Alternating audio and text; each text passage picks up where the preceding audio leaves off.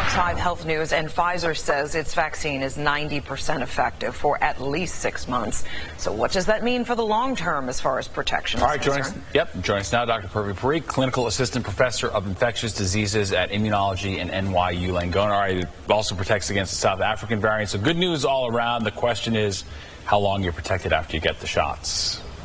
Right. Again, it's an unfolding situation. So this is great news. Our initial understanding was 90 days confirmed. Now we're going to 6 months. And as you rightly said, it protects against the variants. It protects against severe disease, and that efficacy is still holding strong. The other big part of it, too, is now we know that the safety is also holding up. We haven't seen any long-term consequences in those 6 months, but the variants are going to be the key to the puzzle. If we need boosters, because even if the immunity lasts even past a year, if it's not working against new variants, that could be problematic. So even more reason we need to rush to get more people vaccinated. Yeah, makes sense.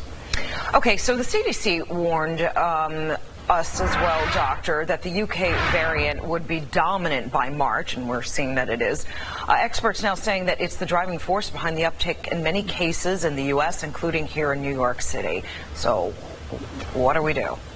Right, yeah. So it is now the dominant strain in New York, New Jersey, Florida, Michigan, and it's making up 70% of the cases here, and it underscores the need, for us to remain careful, remain vigilant. Pfizer's data, as well as the other vaccines, at least show that against the UK variant, the immunity is holding strong. But we'll see how that evolves. There's also 2 new variants in New York City circulating. So yeah, that's what I was going to again, we have to be careful. Yeah, Doc, I was going to ask you about that. If you could just give us an idea about the differences between the UK strain and the new variants that are kind of trending, as you might say, in New York City. Right. So the UK strain is still making up 70% of the cases here, but the New York variants are concerning because similar to the UK variant, they are more contagious. We don't know yet if they cause more severe disease, but our main concern is, again, if the vaccines will hold up against those New York variants as well, and we just don't have that information as of yet. Okay. Understood. Yeah. Dr. Parikh, thank you so much. Thank you.